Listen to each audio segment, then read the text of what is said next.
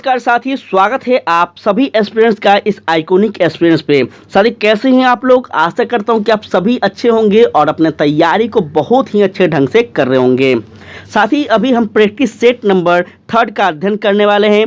इससे पहले आपका इरोटेरिया का प्रैक्टिस सेट 1 और 2 जो है बहुत ही बेहतर ढंग से पूरा विश्लेषण के साथ करवाया गया है और साथ में आपके बिहार शिक्षक भर्ती को लेकर जितने भी महत्वपूर्ण प्रैक्टिस सेट हैं सारे प्रैक्टिस सेट इस चैनल पे करवाया गया है। इसमें हम बात कर लें तो दुकमनी पब्लिकेशन आते हैं, किरण पब्लिकेशन आते हैं, रंजीत आया सर का प्रैक्टिस सेट है, अध्ययन मंत्रा प्रैक्टिस सेट है। जो भी महत्वपूर्ण प्रैक्टिस सेट है सारा इस चैनल पे करवाया गया है और इस चैनल पे साथ ही वही चीज़ करवाया जाता है जो कि एक प्रूवल हो, जो कि बेस्ट हो, जो कि मान्यता प्राप्त हो। ठीक है, तो आपसे विनती है कि जो नए साथी हैं प्लीज़ चैनल को सब्सक्राइब कर लेंगे, जो पुराने साथी हैं वो साथ ही शेयर जरूर कर दीजिए। आपसे विनती है, शेयर जितना करेंगे परिवार जितना बड़ा होगा और भी बेहतर से बेहतर विकल्प आपके सामने हम रखने वाले हैं। तो चलिए साथी स्टार्ट करते हैं और जो साथी को पीडीएफ चाहिए वो हमारे टेलीग्राम को ज्वाइन कर लीजिएगा। तो यह प्रैक्टिस सेट नंबर आज 3 हम अध्ययन करने वाले हैं। इससे पहले हम कर चुके हैं 1 और 2 और कोशिश करेंगे कि आप सभी लोग इस क्वेश्चंस का आंसर कमेंट बॉक्स में लगाते चलिएगा। ठीक है, तो चलिए स्टार्ट करते हैं। सबसे पहला क्वेश्चन कहता है क्या, हड़प्पा सभ्यता में जूते हुए खेत के जो साक्ष्य मिलते हैं कहाँ से मिलते हैं? देखिए बहुत बार बताया गया है कि हड़प्पा सभ्यता में जो हमें जोते हुए खेतों के साक्ष्य मिलते हैं ये कहाँ से मिलते हैं? तो कालीबंगा से मिलते हैं। कालीबंगा कहाँ है? तो राजस्थान में है। अब राजस्थान मत पूछिएगा कहाँ है, ध्यान दीजिएगा। कालीबंगा राजस्थान के घाघर नदी के किनारे स्थित एक हड़प्पाकालीन स्थल है। यहीं से हमें क्या मिले हैं? तो साथ ही यहीं से हमें जोते हुए खेत के साक्ष्य मिले हैं। आगे बढ़ते हैं तो नेक्स्ट क्वेश्चन कहता है क्या, नेक्स्ट है जो कि बहुत महत्वपूर्ण प्रश्न है। कहता है अशोक द्वारा कलिंग का युद्ध किस वर्ष लड़ा गया था? तो साथ ही अशोक के द्वारा जो कलिंग का युद्ध है यह आपको 261 ईसा पूर्व में लड़ा जाता है, जो कि अशोक के राज्याभिषेक के 8वें वर्ष यह युद्ध होता है। याद रखना है आप सभी को। और साथ ही यहाँ पे एक महत्वपूर्ण बात आपको बता दें कि इतिहास में ऐसा चर्चा देखने को मिलते हैं कि इस कलिंग युद्ध के बाद अशोक काफ़ी ज़्यादा टूट जाते हैं, काफ़ी ज़्यादा उसमें क्या आ जाता है तो एक प्रकार से भावुकता आ जाती है, क्योंकि इस युद्ध में इतिहास में माने जाते हैं कि लगभग 1 लाख लोग मरने की संभावना इसमें बताई जाती है। तो इस तरह से थोड़ा सा इस प्रश्न को इम्पोर्टेंट है, याद रखेंगे। और इसी युद्ध के बाद अशोक जो हैं यह बौद्ध धर्म के अनुयायी बन जाते हैं। ठीक है, आगे बढ़ते हैं। कहता है मौर्य काल में चारागाह के अध्यक्ष को क्या कहा जाता था? बहुत महत्वपूर्ण है, तो बताइए मौर्य काल में चारागाह के जो अध्यक्ष होते हैं इसको क्या कहते थे? तो इसको कहते थे साथी हम क्या, तो याद रखना है विविक्ताध्यक्ष। क्या कहेंगे? विविक्ताध्यक्ष कहते थे। तो यह आप लोग याद रखेंगे। और अर्थशास्त्र में 26 प्रकार के अध्यक्षों का वर्णन मिलता है, जिसमें चारागाह के अध्यक्ष को हम विविक्ताध्यक्ष कहते थे। ठीक है, तो आपसे पूछ देगा कि अर्थशास्त्र में कितने अध्यक्षों का वर्णन मिलता है? तो 26 प्रकार के। ठीक है, आगे चलते हैं। कहता है गुप्त काल में पुग किसे कहा जाता था? ध्यान से समझना है, गुप्त काल में जो पुग है यह किसको कहते थे? तो याद है यह आपको किसको कहेंगे? न्यायालय को। ठीक है, न्यायालय को जो कहेंगे गुप्त काल में इसको हम क्या कहेंगे? तो पुग कहेंगे। और गुप्तकालीन न्याय व्यवस्था में सम्राट सर्वोच्च न्यायाधीश होता था, यह भी आपको याद रखना है। उस समय हम बात कर ले तो 4 वर्ग होते थे। पहला जो कि राजा का न्यायालय होता था, दूसरा पुग कहते थे, तीसरा श्रेणी कहते थे और चौथा जो है कुल होता था। तो ये 4 श्रेणी में बटे हुए थे लोग, इस तरह से आप लोग याद रखेंगे। बढ़ते हैं आगे तो कहता है निम्नलिखित में से कौन सी रचना हर्षवर्धन से संबंधित नहीं है? देखिए हर्षवर्धन से जो है वह कौन सा संबंधित नहीं है? तो याद रखिएगा इसको, ये आपका क्या होगा? तो साथी काव्य दर्शन जो है यह हर्षवर्धन से संबंधित नहीं है। काव्य दर्शन की जो रचना है यह किन किन द्वारा की गई है? तो याद रखना है ये साथी, यह आपका अलंकार शास्त्राचार्य दांडी के द्वारा की गई है। कब? तो 6ठी शताब्दी के आसपास। ठीक है, चलिए आगे हम बढ़ते हैं। तो नेक्स्ट आपका है, यहाँ ध्यान दीजिएगा। कहता है मंदसौर अभिलेख का संबंध किस शासक से है? मंदसौर जो अभिलेख हैं इसका जो संबंध है यह किस शासक से है? तो यह आपको याद रखना है कि यह आपका यशोवर्मन होंगे। क्या होंगे? यशोवर्मन के बारे में हम बात कर ले तो यह मंदसौर अभिलेख में मालवा के शासक यशोवंत के सैनिक उपलब्धियों का वर्णन मिलता है। ठीक है, तो आपसे पूछेगा तो क्या बताइएगा? इसमें साथ ही मालवा के जो शासक यशोवर्मन है, इसमें सैनिकों का उपलब्धियों के बारे में वर्णन मिलता है। चलिए आगे हम बढ़ते हैं। तो कहता है मोहम्मद गौरी को भारत में पहली बार किसने पराजित किया? ध्यान से समझना है, बहुत इंपॉर्टेंट है। मोहम्मद गौरी को सबसे पहले भारत में जो पराजित किया गया था, यह आपको किसके द्वारा किया गया था? तो याद रखना है, भीम द्वितीय के द्वारा। ठीक है, ऑप्शन बी भीम द्वितीय, याद रखिएगा, बहुत महत्वपूर्ण है। गौरी का प्रथम जो आक्रमण होता है, यह आपका 1175 ईस्वी में होता है। कहाँ पे? तो मुल्तान पर। और उसके बाद आपका 1178 ईस्वी में होता है, मोहम्मद गौरी ने गुजरात पर आक्रमण किया था, जो कि भीम द्वितीय ने इसको क्या किया? तो पराजित किया। कहाँ पे? माउंट आबू के निकट। ठीक है, उसके बाद 2 बार और हमला करता है, जो कि आपका पृथ्वीराज चौहान के बीच युद्ध होता है। पहली बार पृथ्वीराज चौहान विजय होते हैं, दूसरी बार पृथ्वीराज को छल से कह लें तो एक प्रकार से उनको हरा दिया जाता है, पराजित कर दिया जाता है और उनको बंदी बनाया जाता है। ये इतिहास में ये वर्णित है। उनके जो राज्य कवि थे पृथ्वीराज रासों में लिखी गई है। ठीक है, तो ये सब चीज़ आप लोग याद रखेंगे। आगे कहता है साथ ही दिल्ली सल्तनत में विद्रोहियों के प्रति दुर्लभ नीति किस शासक ने अपनाई थी? जल्दी बताइए, दिल्ली सल्तनत में विद्रोहियों के प्रति जो दुर्लभ की नीति थी, या किस शासक ने अपनाई थी? तो यह आपका होंगे कौन सा? तो याद रखना है, जलालुद्दीन फिरोज खिलजी। ठीक है, खिलजी वंश के संस्थापक जलालुद्दीन फिरोज खिलजी थे और इनका जो समय है वह आपका 1290 से 1320 तक रहता है। ठीक है, ये आप लोग याद रखेंगे, तो काफ़ी इंपॉर्टेंट था। इसमें हम बात कर ले तो विद्रोही के प्रति दुर्लभ नीति अपनाई गई थी और वह कहते हैं, मैं एक वृद्ध मुसलमान हूँ और मुसलमानों का रक्त बहाने में मेरी आदत नहीं है। यह कौन कहते हैं? तो यह भी इन्हीं का क्या है? तो कथन था। ठीक है, आगे बढ़ते हैं। आगे कहता है कि दिल्ली सल्तनत के किस सुल्तान ने सैनिकों को नगद वेतन देने का प्रथा को आरंभ किया? बहुत महत्वपूर्ण है, बहुत ही, और यह बीपीएससी में पूछा गया प्रश्न है, इसलिए थोड़ा महत्वपूर्ण है, याद रखना है इसको। क्या हो जाएगा साथी? तो यह आपका अलाउद्दीन खिलजी होंगे। ठीक है, अलाउद्दीन खिलजी को समय की हम बात कर ले तो यह आपका 1296 से कब है? तो 1316। ठीक है, सारा याद रखेंगे, समय को याद रखेंगे, उसके शासनकाल को याद रखेंगे, उनके द्वारा जो किए गए कार्य है उसको आप लोग याद रखिएगा। अद्वैतवाद मत को प्रतिवाद कौन करता है? जल्दी से बता दीजिए, अद्वैतवाद मत को प्रतिवादक कौन थे? जल्दी बताइए, इसका राइट आंसर क्या होगा? तो यह आपका हो जाएगा साथी कौन? तो आपका शंकराचार्य होंगे। 9वीं शताब्दी में अद्वैतवाद मत की स्थापना शंकराचार्य ने किया था और इन्होंने ब्राह्मण एवं जीव की पूर्ण एकता को स्वीकार भी किया था। तो महत्वपूर्ण है, शंकराचार्य को याद रखिएगा।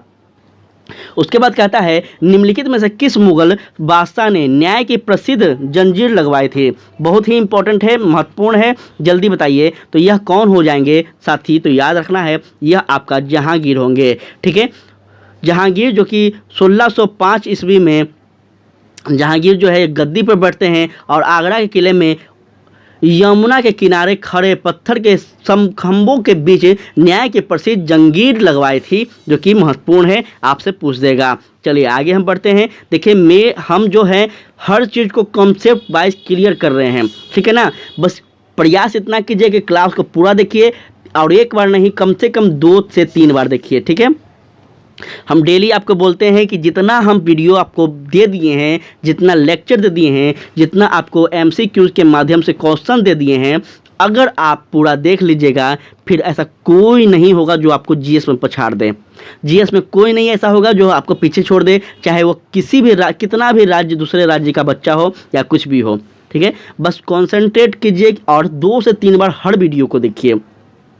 आपका इस चैनल पे शिक्षक भर्ती को लेकर लगभग 120-30 से ऊपर वीडियो डाला गया है, सारे को 2 बार 3 बार करके देखिए। ठीक है ना, बहुत महत्वपूर्ण है साथी, इसलिए हम बता रहे हैं। दूसरा कोचिंग में जाएंगे तो वहाँ पे परचेस करने को बोल रहा है, पैसा लग रहा है, और यहाँ पे वही चीज़ बेस्ट कॉन्सेप्ट के साथ, बेस्ट थ्योरी के साथ आपको मिल रहा है। तो चीज़ों को समझिए और देखिए ध्यान से। ठीक है, आपका जब एग्ज़ाम में क्वेश्चन पेपर मिलेगा तब आप उस समय भरोसा कर पाएंगे कि क्या हम जो पढ़ाएं वो आया या नहीं।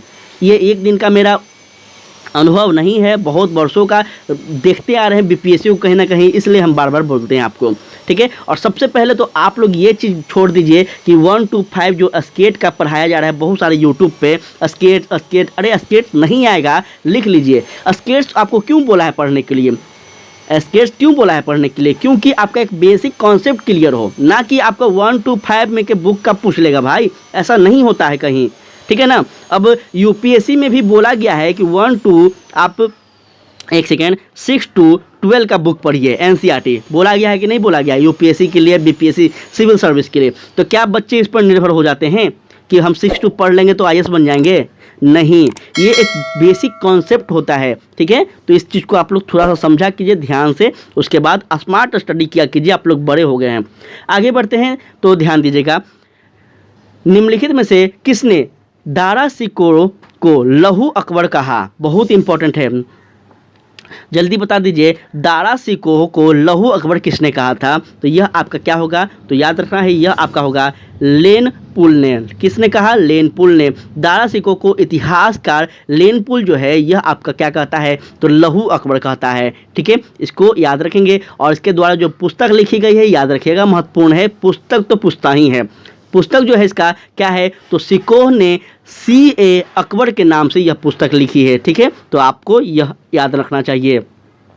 बढ़ते हैं आगे, ध्यान दीजिएगा, कहता है कि सिख गुरु ने सिखों को एक सैनिक संप्रदाय के रूप में परिवर्तित किया है? बहुत महत्वपूर्ण है, और यह क्या होगा? तो आपका गुरु हरगोविंद होंगे, ठीक है। गुरु हरगोविंद जो थे यह सिखों के छठे गुरु हरगोविंद, जो इनका समय होता है यह 1606 से लेकर 1645 तक रहता है। देखिए हर चीज़ आपको बता रहे हैं, कॉपी में लिखा कीजिए साथी, आपके लिए ही फ़ायदा होगा, ठीक है। हर चीज़ कॉपी में ज़रूर लिखा कीजिए, आपके लिए फ़ायदा होगा। देखिए हम लोग जब तैयारी करते थे, या फिर अभी आगे हम बता दें तो कोई भी स्टूडेंट हो, जब हम लोग MCQ टेस्ट सीरीज करते थे तो सिर्फ क्वेश्चन को और आंसर को नहीं देखते थे, टीचर क्या बोल रहा है उसको भी सुनते थे, ताकि उसके पॉइंट को हम लोग नोट करते थे। उस पॉइंट से मान के चलिए कोई क्वेश्चन आ जाए तो आने वाला समय में हमसे छूटे ना, ये आपको होना चाहिए, ठीक है। इसीलिए अगर आप इतना पॉइंट लिख लीजिएगा ना, तो आपका एक बेसिक नहीं, एक बहुत ही बेहतर ढंग का नॉलेज गेन हो जाएगा।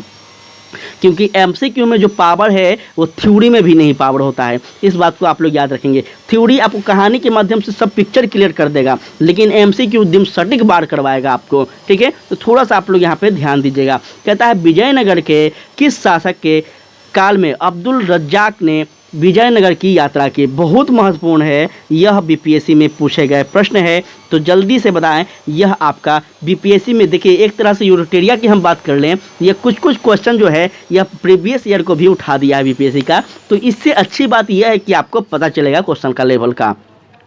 यह जो है यह क्या होगा? तो देवराय द्वितीय के समय में, इसका समय हम बात कर ले तो यह आपका 1443 में साथी देवराय द्वितीय के शासनकाल में फारसी यात्री अब्दुल रज्जाक ने विजयनगर साम्राज्य की क्या की थी? तो यात्रा की थी। समस्या कोई भी हो तो आप लोग जरूर बताया कीजिए। कहता है वांडीवास का युद्ध कब हुआ? देखिए वांडीवास का युद्ध तो बताते बताते हम थक गए हैं कि वांडीवास का जो युद्ध होता है साथी यह कब होता है? तो याद रखना है, यह आपको होगा 1760 में, ठीक है। तृतीय कर्नाटक युद्ध इसी समय चलते रहता है, कब? तो 1765-63 के 1756 से 63 के बीच, इसी दौरान आपका 1760 में वांडीवास का युद्ध होता है, जिसमें अंग्रेजों ने फ्रांसीसी का क्या किया था? तो बुरी तरह से हराया था, पराजित किया था, और फिर फ्रांसीसी कंपनी जो थी इसी के बाद वापस लौट जाती है भारत से।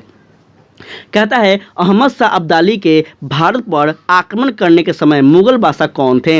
याद कीजिए, परसों वाला प्रैक्टिस सेट में बहुत बेहतर ढंग से बताए हैं अहमद शाह अब्दाली के बारे में। यह वही गद्दार व्यक्ति था जो कि साथी क्या हुआ था? तो मयूर सिंहासन को आपको लूट कर ले गया था, कोहिनूर हीरा को लूट कर ले गया था, और 5000 गाय, 2000 बैल, 17,000 आपका कह लें हाथी, और भी बहुत सारे महत्वपूर्ण डाटा हैं जो कि ये व्यक्ति ले जाता है, ठीक है। तो काफ़ी इंपॉर्टेंट है, इसको याद रखेंगे, और इसका राइट आंसर जो होगा मोहम्मद शाह होंगे, ठीक है। याद रखेंगे, बहुत महत्वपूर्ण है, तो इस पर आप लोग थोड़ा सा याद रखिएगा। आगे बढ़ते हैं।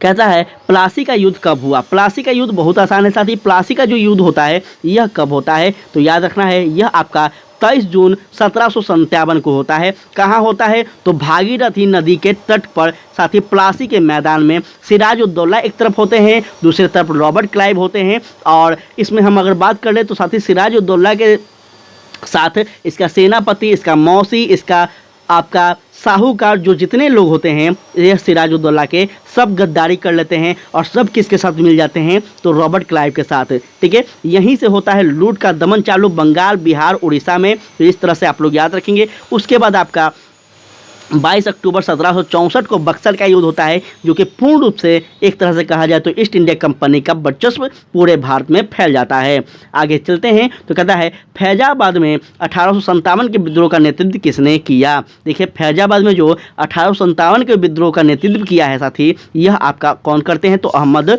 उल्ला करते हैं। याद रखेंगे, बहुत ही इंपॉर्टेंट है। बढ़ते हैं आगे तो कहता है किस इतिहासकार ने बंगाल के 1765 ईस्वी के से लेकर 1772 ईस्वी के मध्य कालखंड को डाकू का संज्ञा दिया। बहुत महत्वपूर्ण है। देखिए अब यहाँ पे हम आपको चर्चा करेंगे। 1764 में बक्सर का युद्ध होता है। ठीक है, बक्सर के युद्ध होने के बाद साथ ही संधियाँ होती है। उस संधिया के तहत फिर क्या होता है, तो द्वैध शासन लागू हो जाता है। द्वैध शासन जो लागू होता है इसी को क्या कहा गया है, तो डाकुओं का राज कहा गया है। क्योंकि द्वैध शासन के समय में इतना ज़्यादा ईस्ट इंडिया कंपनी के द्वारा, उसके अधिकारियों के द्वारा लूटपाट खसौट हो जाता है, इतना ज़्यादा भ्रष्टाचार फैल जाता है कि इसीलिए इसको क्या कहा है, तो साथ ही डाकुओं का राज कहा गया है। और अलग अलग इतिहासकार के द्वारा अलग अलग चीज़ कहे गए हैं। तो इसको किसके द्वारा कहा गया है ये हम आपको बता देते हैं। तो यह आपका है के.एम. पन्निक्कर के द्वारा। ठीक है, के.एम. पन्निक्कर के द्वारा। और इसी समय साथ ही एक और चीज़ होता है, वो क्या होता है, तो अपने बिहार में आपका हो गया, उड़ीसा हो गया, बंगाल हो गया, ये तीनों चारों क्षेत्रों पर क्या होता है, वर्तमान में बांग्लादेश, ये सभी क्षेत्रों पर क्या होता है, तो भयानक भूखमरी, भयानक अकाल पड़ता है। ठीक है, तो ये भी चीज़ आप लोग याद रखेंगे, बहुत ही महत्वपूर्ण है। आगे चलते हैं तो कहता है, ध्यान दीजिएगा, कहता है इकोनॉमिक हिस्ट्री ऑफ इंडिया नामक पुस्तक किसने लिखी है। इकोनॉमिक हिस्ट्री ऑफ इंडिया नामक जो पुस्तक है यह आपको किसके द्वारा है, तो यह आपका रमेश चंद्र दत्त के द्वारा लिखी गई है। महत्वपूर्ण है, याद रखेंगे। कब लिखी गई है, तो वर्ष 1901 में। ठीक है, चलिए आगे बढ़ते हैं। और इसमें धन निष्कासन सिद्धांत पर भी बल दिया गया है। सबसे पहले आप लोग बताइएगा ये बात हमको कि सबसे पहले वो कौन भारतीय थे जो कि धन निष्कासन सिद्धांत के बारे में बताते हैं और भारतीयों को का एक प्रकार से कहा जाए तो जागरूक करते हैं। तो वो कौन थे साथी, जल्दी बता दीजिए। बहुत बार बताए हैं आप सभी को, कमेंट में बताइएगा आप सभी लोग। कहता है किस अधिनियम के माध्यम से भारतीयों को शिक्षा पर 1 लाख रुपए खर्च का प्रावधान किया गया था, जो कि महत्वपूर्ण बिल्कुल है, बिल्कुल महत्वपूर्ण है। देखिए कितना स्टार हम दे दिए हैं, इसलिए महत्वपूर्ण है। और यह आपको बता दें कि जेपीएससी में पूछा गया प्रश्न था आपका पिछले साल का वाला क्वेश्चन में। ठीक है, आप लोग देख लीजिए। फिर यूपीपीएससी को हम अगर बात कर ले तो वहाँ भी ये प्रश्न पूछे गए हैं। हम बता दें आपको, सब क्वेश्चन हम देखते रहते हैं इसलिए मुझे याद है। आपको बता दें ये सभी जो प्रश्न है बहुत इंपॉर्टेंट है और ध्यान से आप सभी लोग इस पर पकड़ बनाए रखिएगा। ठीक है, तो यह आपका जो होगा राइट आंसर क्या होगा, तो 1813 का अधिनियम। कहाँ है 1813, तो यहाँ है। ठीक है, इसमें क्या किया जाता है, तो पहली बार इसमें यह अधिनियम के अंतर्गत क्या किया जाता है, तो भारतीय शिक्षा पर 1 लाख रुपए खर्च करने का प्रावधान पेश किया जाता है, जो कि साथ ही पहली बार था, याद रखिएगा। चलिए बढ़ते हैं आगे। कैसा लग रहा है क्लास, आप लोग ज़रूर बताइएगा। साथ ही आपका ही कमेंट, आपका मोटिवेशन हमें मिलता है। आपका जो कमेंट है, आपका फीडबैक है, उससे ही हमें मोटिवेशन मिलता है और लगातार काम करने में हमें अच्छा लगता है। तो प्लीज़ विनती है कि आप लोग कमेंट ज़रूर कीजिएगा। अच्छा हो, बुरा हो, जो हो, बुरा हो तो भी अच्छा है, क्योंकि हमें पता चलेगा कि हम क्या गलती किए तो हम उसमें परिवर्तन करेंगे। लेकिन अच्छा हो तो ज़रूर बताइएगा साथ ही, ताकि हमें मोटिवेशन मिले, एनर्जी मिले।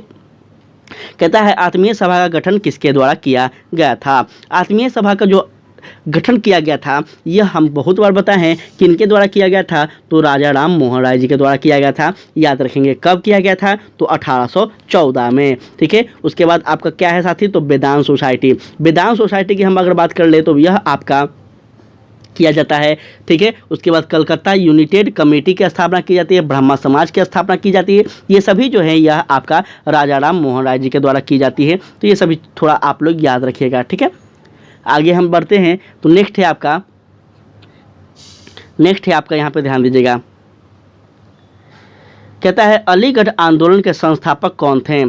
ठीक है, अलीगढ़ आंदोलन के जो संस्थापक थे यह कौन थे, जल्दी से बता दीजिए। तो यह आपके हो जाएंगे, कौन हो जाएंगे इसमें, जल्दी बताएं, यह आपका राइट आंसर होगा ऑप्शन नंबर सी साथी, सर सैयद अहमद खां। ठीक है, सर सैयद अहमद खां जो है यह अलीगढ़ आंदोलन के संस्थापक थे, जो कि आपका 1875 में होता है। ठीक है, यह आंदोलन प्रारंभ होता है। ठीक है, आगे चलते हैं। तो नेक्स्ट है, यहाँ ध्यान दीजिएगा, नेक्स्ट क्वेश्चन कहता है आपका कि पागलपंथी विद्रोह किसके नेतृत्व में हुआ था।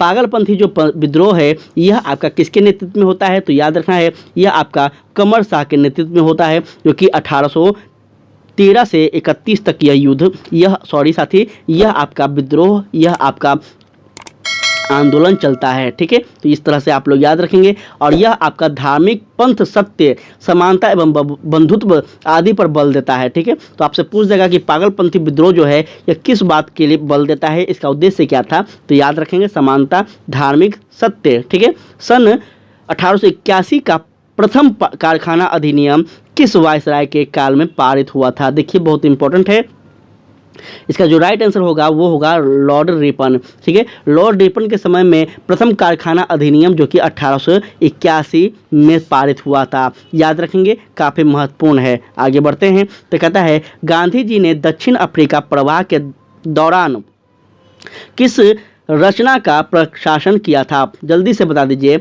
महत्वपूर्ण है। तो यह कौन सा होगा, तो यह आपको याद रखना है इंडियन ओपिनियन। सबसे पहला इनका था साथी इंडियन ओपिनियन जो है इनके द्वारा प्रकाशित यह पुस्तक थी, जो कि दक्षिण अफ्रीका प्रवास के दौरान गांधी जी ने इसकी रचना की थी। चलिए आगे बढ़ते हैं। तो कहता है नेक्स्ट क्वेश्चन, किस गवर्नर जनरल द्वारा सर्वप्रथम प्रेस पर सेंसरशिप लागू किया गया था। बहुत महत्वपूर्ण है, बहुत ज़्यादा।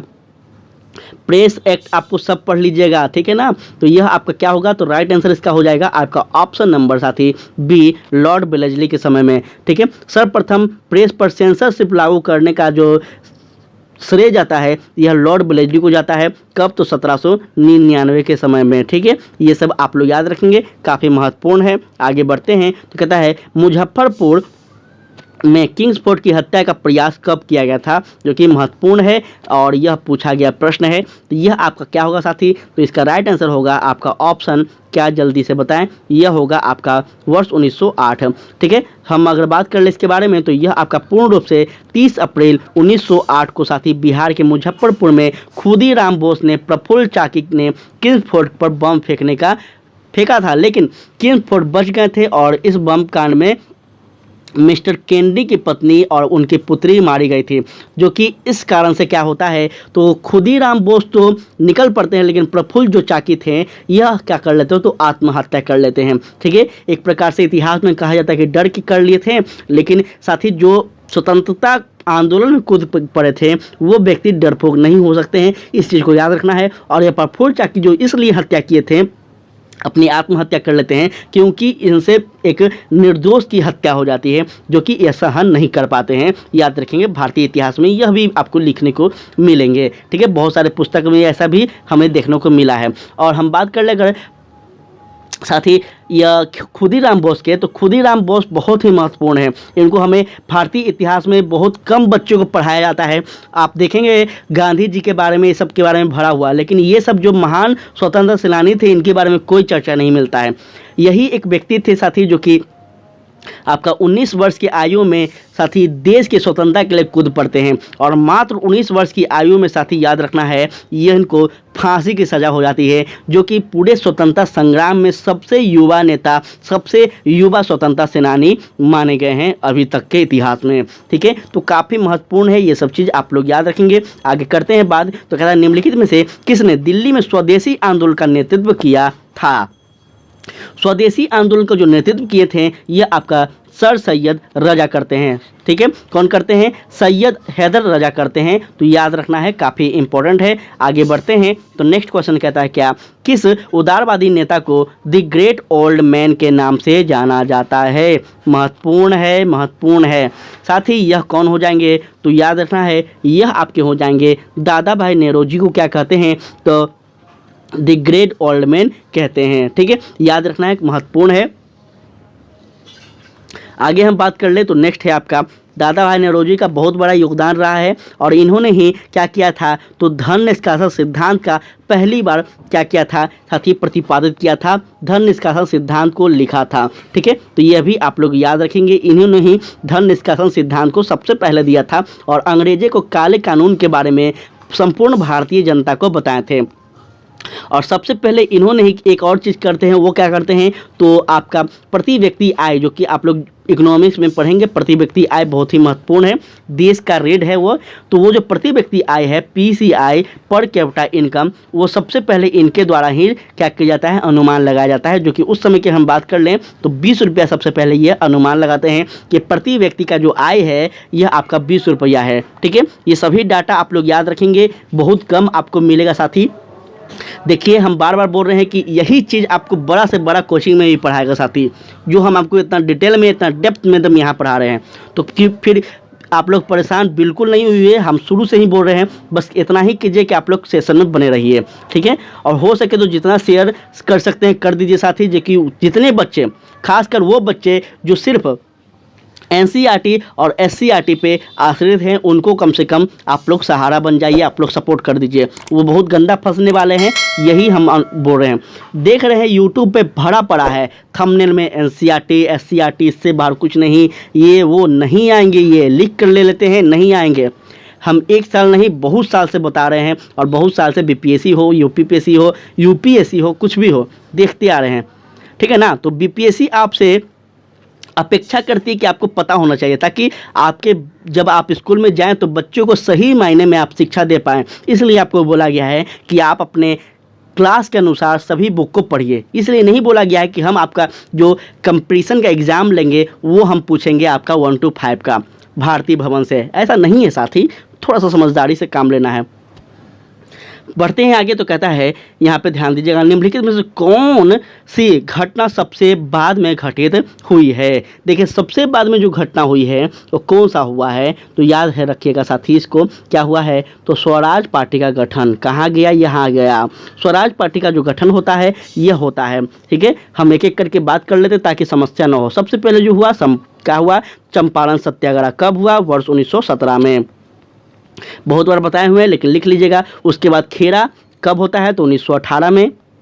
फिर आपका असहयोग आंदोलन 1920 में। फिर आपका स्वराज पार्टी 1923 में। ठीक है, चलिए उसकी कोई दिक्कत, आगे बढ़ते हैं। आगे है जलियांवाला बाग हत्याकांड। जलियांवाला बाग हत्याकांड जो है, ये निम्न में से किसने अपनी सर की उपाधि को त्याग दिया, बहुत महत्वपूर्ण है। और हम बताए हुए हैं, आप लोग रंजीत IAS सर वाला प्रैक्टिस सेट देखिए, उसमें जो है लेवल का क्वेश्चन पूछा गया साथी, आप लोग जरूर देखिए उसको। तो जो होगा इसका राइट आंसर वो क्या होगा, तो आपका ऑप्शन D रविंद्रनाथ टैगोर जो है ये आपका सर की उपाधि त्याग देते हैं, याद रखिएगा। कब हुआ था जलियांवाला बाग हत्याकांड, तो 13 अप्रैल वर्ष 1919 को। ठीक है, याद रखना है, काफ़ी इंपॉर्टेंट है। बढ़ते हैं आगे, ध्यान दीजिएगा आप सभी लोग। यहाँ कहता है आपका, एक सेकेंड, महात्मा गांधी द्वारा चलाया गया प्रथम जन आंदोलन कौन था। जन आंदोलन की बात कर रहा है, ध्यान समझना है। तो जन आंदोलन सबसे पहला जो है यह कौन सा है, तो असहयोग आंदोलन है, सबसे पहला यह जन आंदोलन है। ठीक है, यह आप लोग याद रखेंगे, महत्वपूर्ण है। आगे चलते हैं, कहता है निम्नलिखित में से किसके सुझाव पर भारतीयों को साइमन कमीशन से बाहर रखा गया, बहुत इंपॉर्टेंट है। और हम बताए हैं, आपका मॉडर्न हिस्ट्री का हम थ्योरी वाला क्लास लिए हैं, वहाँ जाइए और इस चीज़ को देखिए, क्लास 2 में आपको बताए हैं। तो साइमन कमीशन से जो बाहर रखने का जो सुझाव था यह किसने दिया था, तो याद रखिएगा यह आपका लॉर्ड इरविन देता है। ठीक है, लॉर्ड इरविन। चलिए लॉर्ड इरविन की हम बात कर ले, तो इसका समय जो रहता है यह आपका 1926 से 31 तक यह भारत में रहता है साथी, याद रखेंगे।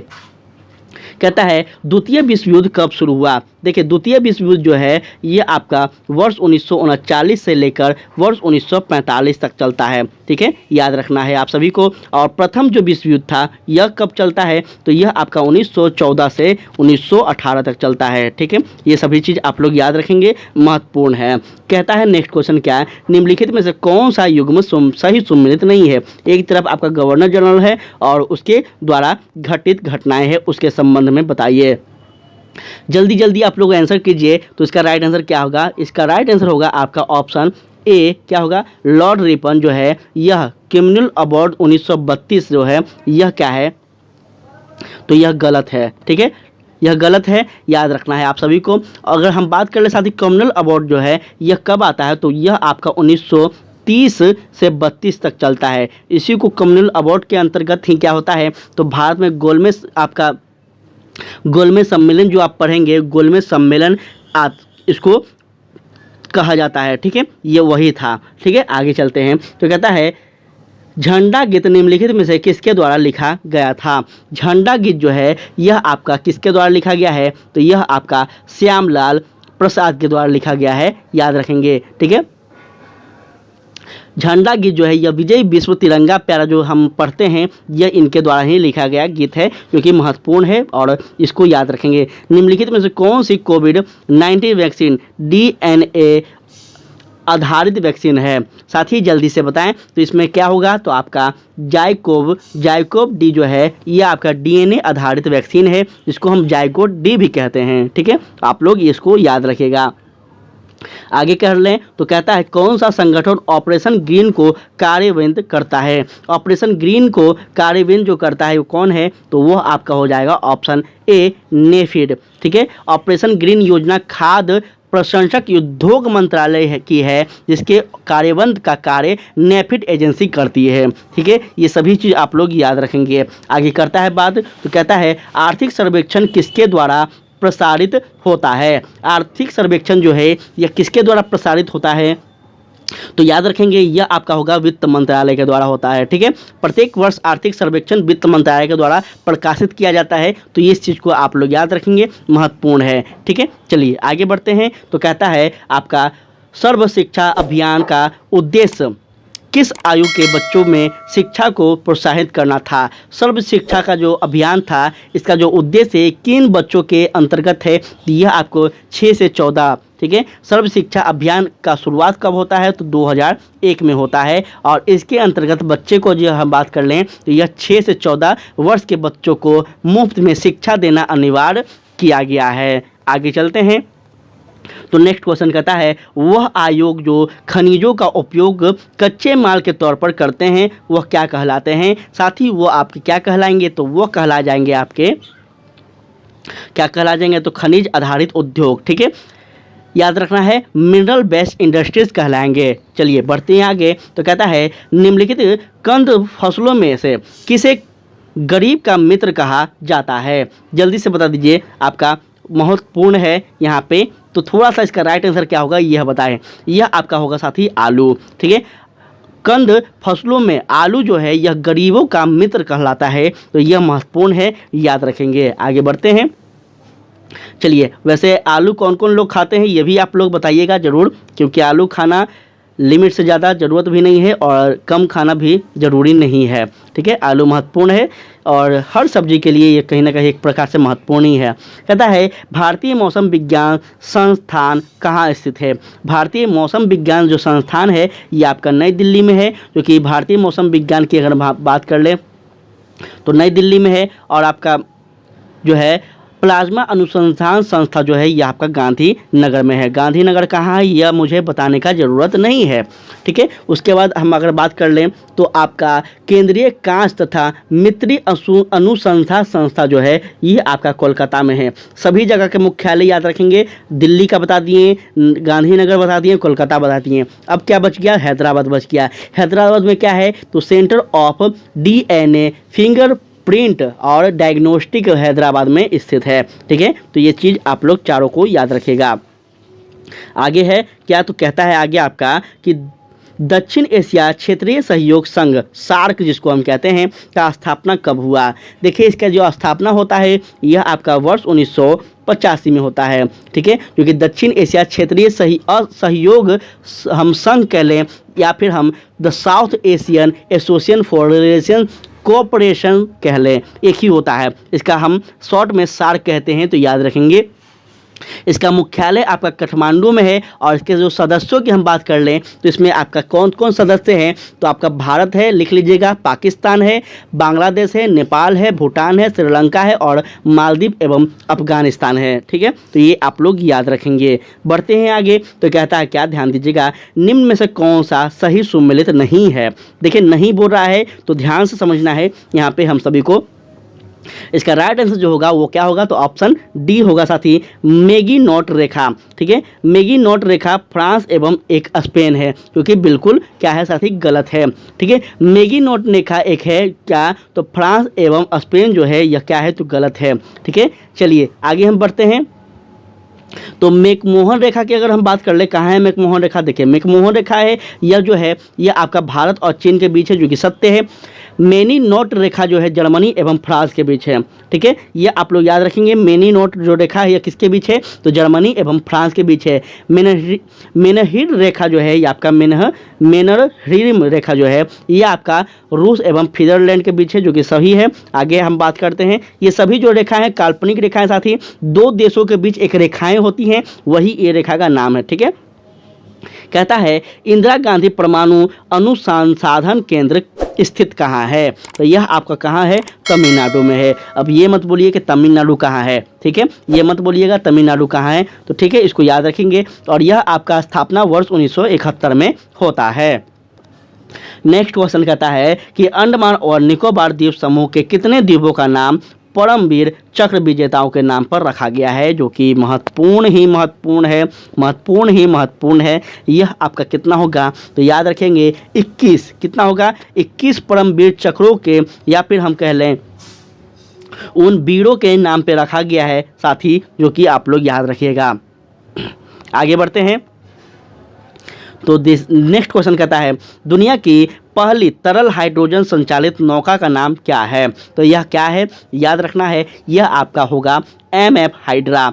ठीक है, नाइजीरियन कंपनी नोलेल के तहत हाइड्रोजन पर चलने वाली दुनिया की पहली फेरी MF हाइड्रा को सफलतापूर्वक लॉन्च किया गया है। इस प्रकार से आपको याद रखना है। ठीक है, आगे बढ़ते हैं, तो कहता है भारतीय अंतरिक्ष अनुसंधान संगठन, जिसको हम इसरो कहते हैं, इसने अपने 12 वर्ष पुराने उपग्रह मेगा ट्रॉपिक्स को किस महासागर में गिराया है, जल्दी से बता दीजिए। प्रश्न जो है बेहतरीन है, क्या होगा, इसका राइट आंसर होगा साथी आपका ऑप्शन नंबर ए, प्रशांत महासागर। क्या हो जाएगा, प्रशांत महासागर। याद रखेंगे कब हुआ था, याद रखेंगे भारतीय अंतरिक्ष अनुसंधान संगठन इसरो के द्वारा 10 मार्च 2023 को अपने 12 वर्ष पुराने उपग्रह मेगा ट्रॉपिक्स को पृथ्वी की कक्षा से प्रशांत महासागर में सफलतापूर्वक उतारा गया था, या फिर गिराया गया था, सेम है। ठीक है, तो इस प्रकार से आप लोग डेट को भी याद रखेंगे।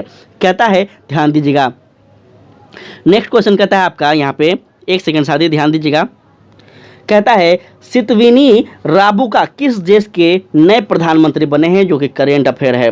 ठीक है, करेंट अफेयर का मुद्दा है, जल्दी बताइए आप सभी लोग क्या है इसका राइट आंसर। आप लोग करेंट अफेयर पे पकड़ बनाए रखिए, साथ ही बहुत इंपॉर्टेंट है। तो ये होंगे आपका फिजी के, ठीक है, क्या हो जाएंगे, फिजी को हो जाएंगे, जो कि 12वें प्रधानमंत्री के रूप में यह शपथ लिए हैं।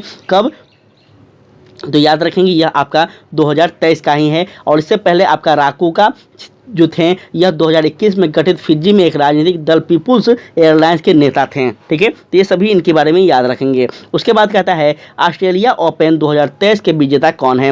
ऑस्ट्रेलिया ओपन 2023 के जो विजेता हैं यह साथी नोवाक जोकोविच हैं। कौन है, नोवाक जोकोविच हैं, याद रखेंगे। ठीक है, और उप विजेता कौन है, तो उप विजेता आपका स्टेफोन्स सिप्सिपास है, जो कि यूनान के रहने वाले हैं। ठीक है, दोनों को याद रखेंगे। हाल ही में किस भारतीय संस्थान के ने कृत्रिम हृदय तैयार करने में सफलता हासिल की है। हाल ही में किस भारतीय संस्था ने कृत्रिम हृदय तैयार करने में सफलता हासिल की है, तो ये होगा आपका ITI कानपुर। ठीक है, सॉरी ITI कानपुर हो जाएगा साथी, याद रखिएगा। ठीक है, आगे चलते हैं, तो कहता है किस वर्ष तक भारत ऊर्जा स्वतंत्रता प्राप्त करने का लक्ष्य निर्धारित किया है। महत्वपूर्ण है, भारत सरकार के आगामी जो लक्ष्य हैं ये आपसे पूछे जाएंगे, तो याद रखना है ये आपका 2000 क्या हो जाएगा साथी, तो 47। ठीक है, याद रखिएगा। ठीक है, चलिए आगे हम बढ़ते हैं। तो एक चीज़ और आपसे पूछ देगा यहाँ पे कि भारत सरकार जो है यह आपका यहाँ पे पूछ देगा कि जब भारत सरकार जो है शून्य कार्बन उत्सर्जन का जो लक्ष्य है यह कब तक रखे हैं, तो ये आपका 2070 तक रखे हैं। ठीक है, ये मान कर चलिए कि इतना लंबा लक्ष्य रखा गया है कि मान कर चलिए कि पूरा मतलब क्या बताएं इस पर, इतना लंबा लक्ष्य होता है। चलिए आगे हम बढ़ते हैं।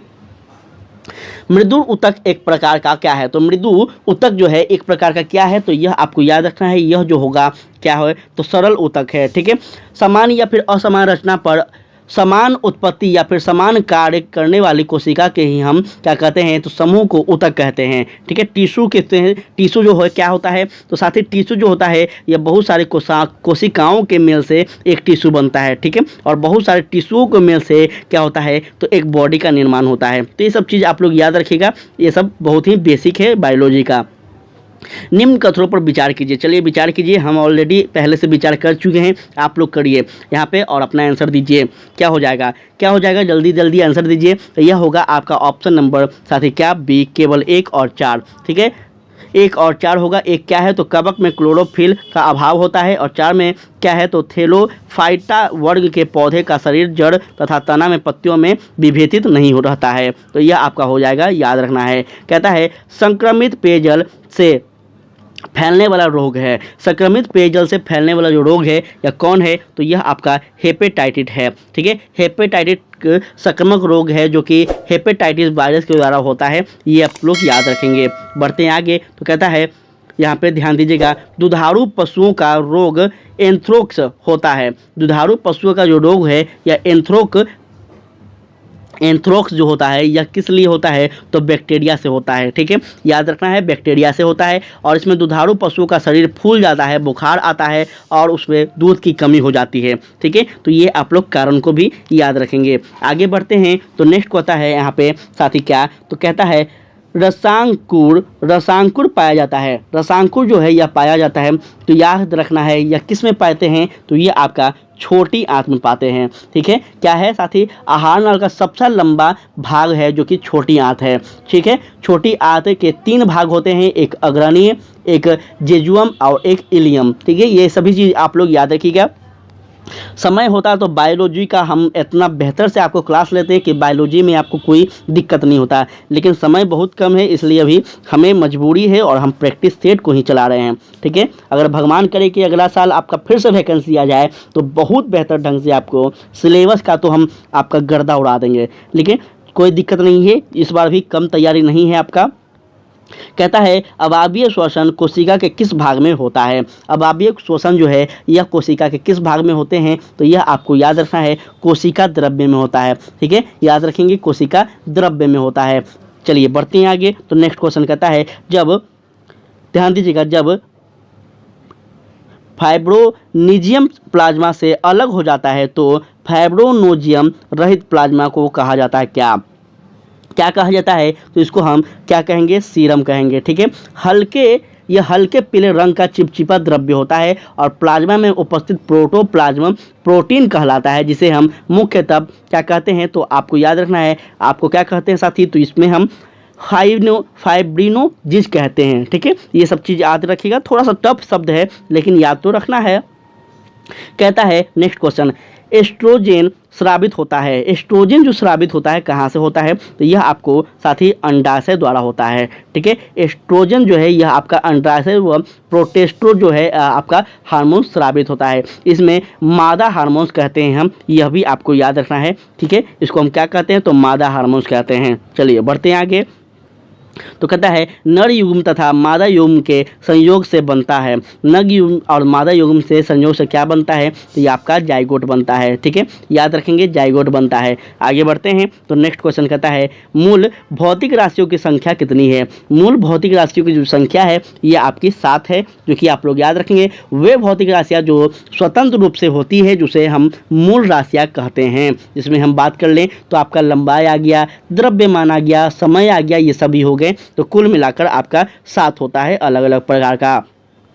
निम्न में से कौन से कथन असत्य हैं, चलिए बता दें। असत्य कथन आपसे पूछ रहा है, तो यहाँ पे उपयुक्त सभी जो हैं यह क्या हैं, असत्य हैं। क्यों असत्य हैं चर्चा भी कर लेंगे, क्योंकि यहाँ पे थोड़ा सा आपको डाउट होगा।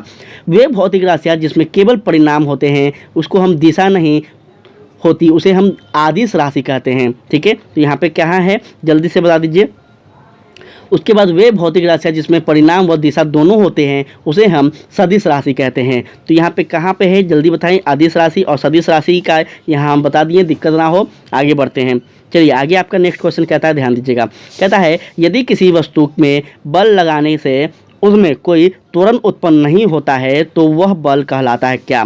तो वह बल क्या कहलाता है जल्दी बताएं। वह बल कहलाएगा आपका संतुलित बल। क्या कहलाएगा? संतुलित बल कहलाएगा।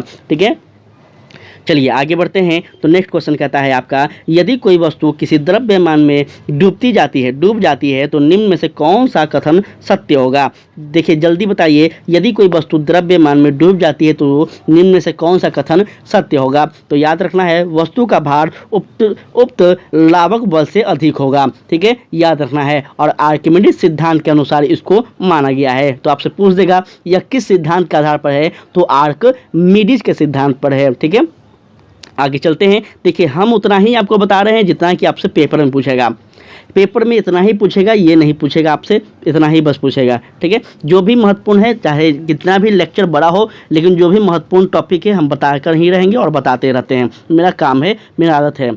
कहता है पूर्ण आंतरिक परावर्तन की घटना तब संभव होती है जब प्रकाश करता है क्या? तो जल्दी बताइए, प्रकाश जाता है, कहाँ जाता है, क्या करता है, जल्दी बताएं। यहाँ पे इसका राइट आंसर जो होगा क्या होगा? तो यह होगा आपका संघन से विरल तक। ठीक है, क्या होगा आपका ऑप्शन? तो संघन से विरल माध्यम में। ठीक है, याद रखेंगे पूर्ण आंतरिक परिवर्तन की घटना तब संभव होती है जब प्रकाश संघन से विरल में क्या करती है? जाती है। आगे चलते हैं। तो कहता है श्वेत प्रकाश जब एक प्रिज्म से होकर, जल्दी से बताएं, श्वेत प्रकाश एक प्रिज्म से होकर गुजरती है तो वर्ण या फिर रंग हम कह लें सबसे कम विचलित होता है, वह क्या कहलाता है? तो वह आपका लाल कहलाता है। याद रखेंगे, जब श्वेत रंग की प्रकाश की किरण प्रिज्म से होकर गुजरती है तो 7 रंगों में विभक्त हो जाती है, जिसमें बैंगनी रंग होता है कि प्रकाश का तरंग दैर्घ्य सबसे कम तथा आवृत्ति अधिक, और लाल के जो होते हैं यह सबसे अधिक होते हैं। ठीक है, तो इस तरह से साथी आप लोग याद रखिएगा। महत्वपूर्ण चीज़ बता रहे हैं और हम फिर से आपको बताते हैं कि जितना भी आपका वीडियो है आप लोग 2 से 3 बार ज़रूर देखिए। विनती है, रिक्वेस्ट है, अगर आपको सिलेक्शन पाना है तो ज़रूर देखिए। देखिए बिहार सरकार जो चाहती है कि बिहार के बच्चे का सिलेक्शन ना हो, लेकिन अगर आपको उनका जवाब मुँह तोड़ देना है तो आपको आंदोलन नहीं, आपको ये अपना तैयारी में तरक्की करना होगा, अपने तैयारी में बदलाव करना होगा। ठीक है, आगे चलते हैं। तो कहता है चालक की लंबाई बढ़ाने का प्रतिरोध में क्या प्रभाव पड़ेगा? चालक की लंबाई बढ़ाने का प्रतिरोध में जो प्रभाव पड़ेगा ये क्या होगा? तो बढ़ेगा। विद्युत धारा के लगातार प्रवाह में उत्पन्न रुकावट को प्रतिरोध कहते हैं, यह भी आप लोग याद रखेंगे, प्रतिरोध किसको कहते हैं। ठीक है, आगे चलते हैं। तो कहता है नेक्स्ट क्वेश्चन आपका यहाँ कहता है वायस तथा चार्ल्स के नियमों को सम्मिलित रूप से क्या कहते हैं? वायस और चार्ल्स के जो नियम हैं साथी, इसको हम क्या कहते हैं? तो इसको हम गैस समीकरण कहते हैं। ठीक है, वायस और चार्ल्स के जो नियम हैं इन दोनों को मिलाकर हम गैस समीकरण कहते हैं। और यह समीकरण जो किसी गैस के निश्चित द्रव्यमान के दाब के या फिर आयतन या फिर परत दाब के संबंध में बनाती है। समुद्र के जल से नमक को किस विधि द्वारा निकाली जाती है? देखिए महत्वपूर्ण है और यह होगा आपका क्या? तो वाष्पीकरण के कारण। ठीक है, यह मिश्रण से ठोस विलय को पृथक करने की विधि कहलाता है, जो कि समुद्र को गर्म करने पर जल वाष्प में बदल जाता है और एक ठोस नमक बन जाता है। ठीक है, तो यह आपका वाष्पीकरण होगा। उसके बाद हम बात कर ले आगे। तो कहता है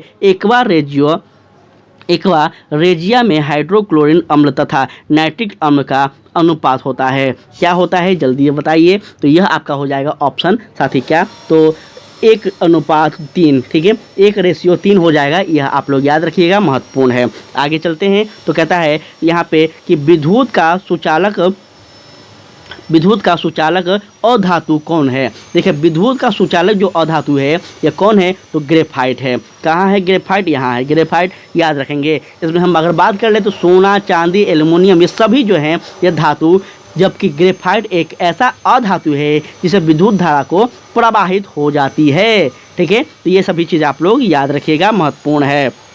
आगे चलिए, कहता है एक द्रव्य अधातु है। एक द्रव्य अधातु क्या है? तो एक द्रव्य अधातु आपका ब्रोमीन है। क्या है? ब्रोमीन है। ठीक है, इस तरह से याद रखेंगे। यह क्या है? तो एक द्रव्य अधातु ब्रोमीन है। आगे बढ़ते हैं तो कहता है पिंच ब्लेड निम्न में से किस धातु का अस्त्य है? पिंच ब्लेड जो है यह आपका किसका है? तो थ्योरियम का है। किसका है? थ्योरियम का है। पिंच ब्लेड का हम अगर गुण सूत्र की बात कर ले तो यह आपका U3O8 होता है, याद रखिएगा। ठीक है, उसके बाद है आपका यहाँ पे कि रेडियो सक्रियता की खोज किसने की थी? देखिए, रेडियो सक्रियता की जो खोज की गई है यह आपका किसके द्वारा की गई है? तो यह आपका हेनरी वेकेरल के द्वारा की गई है। ठीक है, याद रखना है, काफ़ी इंपॉर्टेंट है, महत्वपूर्ण भी है। जल्दी से आप लोग इसको याद रखेंगे और अपना कमेंट देते चलिए कि आप लोग का आंसर जो है ये आप लोग का क्या था। चलिए आगे हम बात करते हैं तो कहता है भारतीय संविधान में संसद के दोनों सदनों की संयुक्त बैठक का प्रावधान किस देश के संविधान से गृहीत किया गया है? देखिए, महत्वपूर्ण है, बहुत ही ज़्यादा बहुत ही ज़्यादा महत्वपूर्ण है और यह आपका ऑस्ट्रेलिया से होगा। ठीक है, भारतीय संविधान में समवर्ती सूची एवं संसद के दोनों सदनों के संयुक्त जो बैठक की प्रावधान की गई है यह कहाँ से है? तो ऑस्ट्रेलिया से ली गई है। ठीक है, आगे हम बढ़ते हैं तो आगे नेक्स्ट क्वेश्चन आपका कहता है कि राज्यपाल को पद की शपथ किसके द्वारा दिलाई जाती है? देखिए, राज्यपाल को जो पद की शपथ है यह किसके द्वारा दिलाई जाती है? तो उच्च न्यायालय के मुख्य न्यायाधीश के द्वारा। ठीक है, और वहीं आपसे पूछ दे कि राष्ट्रपति को कौन दिलाते हैं? तो उच्चतम न्यायालय के मुख्य न्यायाधीश। ठीक है, यहाँ पे दो चीज़ आप लोग याद रखेंगे। अगर हम बात कर ले साथी कि भारतीय संविधान में राज्यपाल की जो नियुक्ति है यह किस अनुच्छेद में की गई है? तो ये आपका वो 159 में है। ठीक है, ये आप लोग याद रखेंगे, महत्वपूर्ण है। नेक्स्ट क्वेश्चन कहता है भारतीय संविधान के किस संशोधन अधिनियम द्वारा पंचायती राज्य व्यवस्था संवैधानिक दर्जा मिला है? तो यह आपका होगा साथी 73वां संविधान संशोधन, जो कि आपको याद रखना है। 73वां संविधान संशोधन में ही क्या हुआ है? तो पंचायती राज्य व्यवस्था के संवैधानिक तौर पर दर्जा प्राप्त हुए हैं, याद रखेंगे। कहता है संघ लोक सेवा आयोग की रिपोर्ट किसको प्रस्तुत करती है? संघ लोक सेवा आयोग की जो रिपोर्ट है यह किसको करती है? तो राष्ट्रपति को करती है, याद रखेंगे। ठीक है, राष्ट्रपति को की जाती है, यह आपको याद रखना है, महत्वपूर्ण है। आगे चलते हैं तो कहता है निम्नलिखित में से किस अधिनियम द्वारा भारत में प्रांतों को व्यवस्था प्रदान की गई है? देखिए, प्रांतों को जो स्वायत्ता प्रदान की गई है या किस में? तो यह आपका हो जाएगा साथ ही भारत सरकार अधिनियम वर्ष 1935 में। ठीक है, वर्तमान में अगर हम बात कर ले तो भारत का वर्तमान संवैधानिक ढांचा बहुत कुछ वर्ष 1935 के जो भारत शासन अधिनियम थे इसी से लिए गए हैं। लगभग हम बात कर ले तो यहाँ से हम आपका 60 से 70% यहाँ से लिए गए हैं, यहाँ पे बताया जाता है। ठीक है, तो इस चीज़ को याद रखिएगा। कहता है डैश का मतलब है कि सर्वोच्च न्यायालय मामले और उससे शामिल कानून मुद्दे पर पूर्ण विचार करना। ठीक है, क्या हो जाएगा इसका राइट आंसर? तो जल्दी बताएं। इसका राइट आंसर जो होगा वो होगा आपका ऑप्शन सी, अपीलीय क्षेत्राधिकार। अपीलीय क्षेत्राधिकार का मतलब है कि सर्वोच्च न्यायालय मामले और उनमें शामिल कानूनों मुद्दों पर पूर्ण विचार करेगा। ठीक है, तो ये सभी आप लोग याद रखिएगा। आगे चलते हैं तो कहता है भारतीय संविधान का अंतिम आवश्यक व्यवस्थापक है। भारतीय संविधान का अंतिम व्यवस्थापक है, क्या है? जल्दी बताएं। तो इसका राइट आंसर होगा आपका सर्वोच्च न्यायालय। ठीक है, भारतीय संविधान की अगर हम बात कर ले सर्वोच्च न्यायालय के बारे में तो अनुच्छेद 132 लिखिएगा, 132, 33, 132, 133 और 228 में संविधान की व्यवस्था का करने का अंतिम अधिकार सर्वोच्च न्यायालय को दिया गया है। ठीक है, तीनों अनुच्छेद आप लोग याद रखेंगे। आगे कहता है नेक्स्ट क्वेश्चन, ध्यान दीजिएगा। कहता है आपका समाजवादी अर्थव्यवस्था में उत्पादन के सभी कारक किसके स्वामित्व और नियंत्रण में रहते हैं? तो यह बहुत महत्वपूर्ण है और यह आपका क्या होगा? तो राज्य के नियंत्रण में। सामाजिकवादी अर्थव्यवस्था वह अर्थव्यवस्था है जिसमें उत्पादन साधनों या फिर कारकों कह लें हम तो यह सरकार के नियंत्रण में रहते हैं। संपत्ति का निजी स्वामित्व नहीं होता है। ठीक है, इसी को हम समाजवादी कहते हैं। और पूंजीवादी अर्थव्यवस्था में जो होता है यह सरकार के नियंत्रण में नहीं होते हैं। यह किसके होते हैं? तो पूंजीपतियों के नियंत्रण में होते हैं। और अपने भारत जो है यह किस अर्थव्यवस्था को मानता है? तो आपका मिश्रित, जो कि ना ही तो ज़्यादा यहाँ पे पूंजीपति का वर्चस्व होगा ना ही आपका समाजवादी का होगा। ठीक है, यहाँ पे सरकार के नियंत्रण में ही होंगे। तो इस तरह से आपको यहाँ पे याद रखना है। आगे चलते हैं तो नेक्स्ट क्वेश्चन कहता है यहाँ पे आपका नेक्स्ट क्वेश्चन कहता है महाल नोबिस मॉडल का संबंध किस पंचायती राज्य के साथ जोड़ा गया है? महाल नोबिस का जो संबंध है यह किस पंचायती राज के साथ है? यह आपका दूसरी पंचायती राज के साथ है। ठीक है, दूसरी पंचायती राज योजना जो है यह कब आता है? तो वर्ष 1900 आपका 56 से 61 में आता है, ठीक है, जो कि प्रोफेसर पीसी महालनोबिस द्वारा प्रतिपादित की जाती है, ठीक है। आगे चलते हैं तो कहता है वर्ष 2011 की जनगणना के अनुसार भारत में सर्वाधिक ग्रामीण जनसंख्या किस राज्य में है। देखिए सर्वाधिक जो ग्रामीण जनसंख्या है वह कौन है, तो इनमें से कोई नहीं है, ना ही बिहार है, ना ही मध्य प्रदेश, ना ही उत्तर प्रदेश है। तो फिर कहाँ है ये आप लोग जरूर बताइएगा, फिर कहाँ है, तो आपका कहाँ हो जाएगा साथी, ये आपका हो जाएगा हिमाचल प्रदेश में, ठीक है, 90% है, ठीक है, इसको आप लोग याद रखेंगे। आगे बढ़ते हैं, कहता है बिहार बजट 2023-24 के अनुसार बिहार का विकास दर कितना रहने का अनुमान लगाया गया है। देखिए 2023-24 के अनुसार बिहार का जो बजट के अनुसार अगर विकास की दर की हम बात कर लें तो यह आपका कितना है, तो 15.24 लगाया गया है, जो कि आपको याद रखना है, ठीक है। आगे हम बढ़ते हैं तो नेक्स्ट क्वेश्चन कहता है आपका कि प्रति हेक्टेयर उत्पादन की दृष्टि से सबसे अधिक चावल का उत्पादन किस राज्य में होता है, तो यह आपका पंजाब में होता है, जो कि आप लोग याद रखेंगे, पंजाब जो है ये आपका होता है, ठीक है, इसको आप लोग याद रखेंगे, महत्वपूर्ण है। आगे बढ़ते हैं तो नेक्स्ट क्वेश्चन कहता है आपका सूची और स्टेटमेंट वाला प्रश्न है। चलिए यहाँ पे आप लोग सूची को देख लीजिए, हम देखे हुए हैं, और अपना कूट के माध्यम से आंसर दीजिए।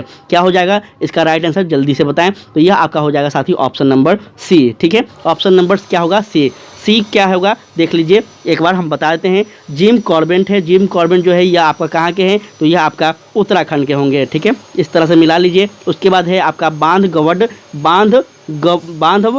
है, बांधवगढ़ जो है ये आपका कहाँ होगा, तो ये आपका मध्य प्रदेश में होगा। दफ्फा जो है ये आपका कहाँ होगा, तो मिजोरम में होगा। उसके बाद आपका रणथंभौर है, रणथंभौर तो सबको पता होगा कि रणथंभौर जो है ये राजस्थान में होता है। यहीं पे क्या करता है, तो अलाउद्दीन खिलजी जो है ये आक्रमण करता है रणथंभौर पर, जो कि रतन सिंह को हराता है, और पद्मावती को, इसी में आपको कहानी मिलेगा, पद्मावती जो मूवी है यह रानी पद्मावती के बारे में, ठीक है। आगे चलते हैं तो कहता है भारत में सर्वाधिक वर्षा निम्न में से किस क्षेत्रों में होती है। सर्वाधिक जो वर्षा होती है ये आपका कहाँ पे होती है, तो पश्चिम घाट हिमालय क्षेत्र एवं मेघालय में होती है, ठीक है, क्योंकि आप लोग याद रखेंगे काफ़ी महत्वपूर्ण है।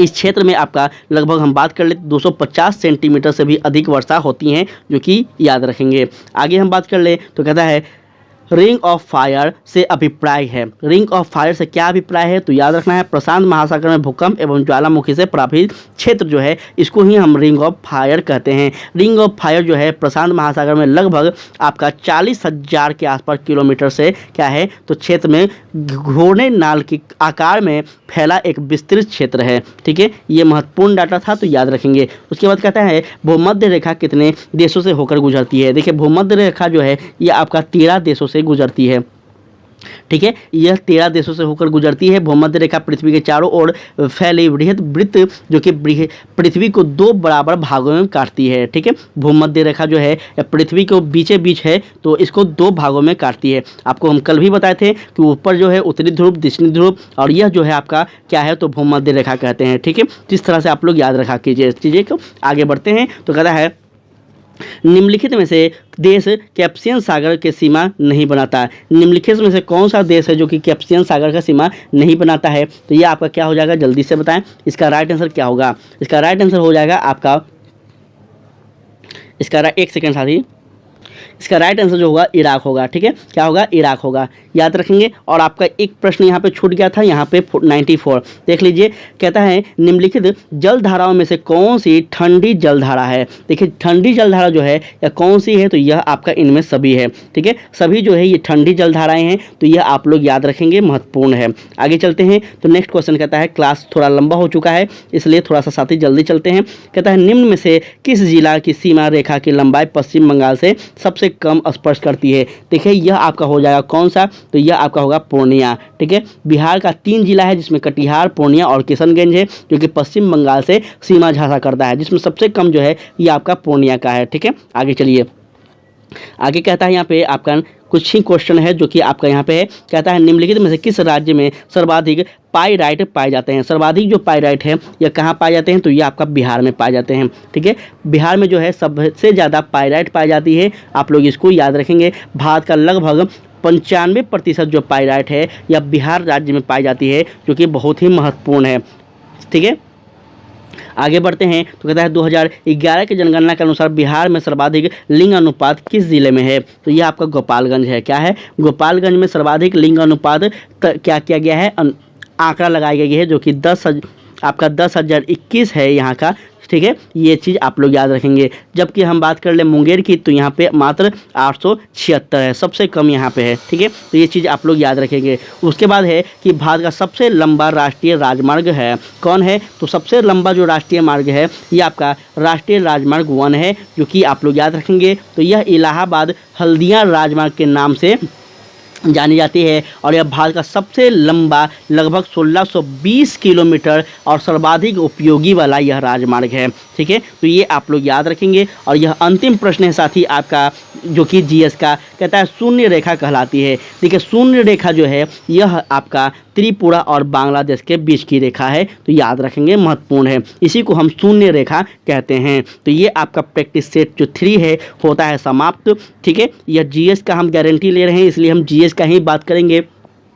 मैथ और रीडिंग जो है ये हम आपको अलग क्लास लेंगे साथी, इसका टेंशन नहीं लेना है, इसका हम जल्दी क्लास लेंगे। इसका हम सॉल्यूशन बना रहे हैं। ठीक है, इसका सारा सॉल्यूशन हम बना रहे हैं, तो आपका जल्दी एक ही बार क्लास ले लेंगे, बिल्कुल टेंशन मत लीजिए। देखिए, एक साथ हम इसलिए नहीं ले रहे कि जीएस और मैथ एक बार पढ़िएगा कंफ्यूज हो जाएगा। मैथ अलग है, जीएस अलग है। मैथ थोड़ा सा ध्यान देकर पढ़ना होगा, जीएस जो है ये रट्टा मारने वाला चीज़ है, तो इस तरह से थोड़ा सा याद रखेगा। किसी साथी को पीडीएफ चाहिए तो हमारे टेलीग्राम को ज्वाइन कर लेंगे, वहाँ पे आपको पीडीएफ मिल जाएगा। क्लास कैसा लगा जरूर बताएंगे साथी। अगर अच्छा लगा हो तो प्लीज़ शेयर कीजिएगा और कमेंट में अपना फीडबैक जरूर दीजिएगा। ठीक है, तो जय हिंद, जय भारत।